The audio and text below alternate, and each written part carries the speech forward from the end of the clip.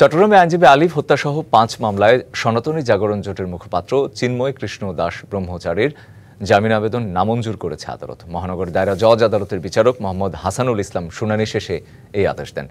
গেল ৬ মে আইনজীবী আলিফ হত্যা মামলা সহ আরও ৪ মামলায় চিন্ময়কে গ্রেপ্তার দেখানোর নির্দেশ দেয় আদালত। গেল বছরের ২৬শে নভেম্বর চিন্ময় দাসের জামিন নামঞ্জুর করে কারাগারে পাঠানোকে কেন্দ্র করে সংঘর্ষের সময় আইনজীবী আলিফকে কুপিয়ে ও পিটিয়ে হত্যা করে তার অনুসারীরা।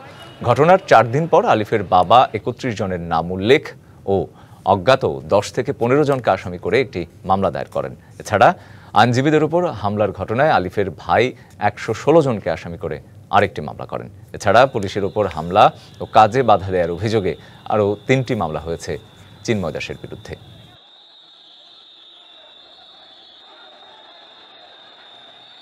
আজকে মহানগর দায়রা জজ আদালতে মিসকেস শুনানি ছিল, জামিন শুনানি ছিল। জামিন শুনানিতে উপপক্ষ শুনে আদালত 5টি মামলায় চিন্ময় কৃষ্ণ দাসের পক্ষে জামিন আবেদন নামঞ্জুর করে। এই মামলাগুলো কখনো হয় না, কারণ উনি তখন পুলিশ প্রোটেকশনে ছিলেন। এই পুলিশ প্রোটেকশন থাকা অবস্থায় ওনার এই মামলাগুলো হয়েছে।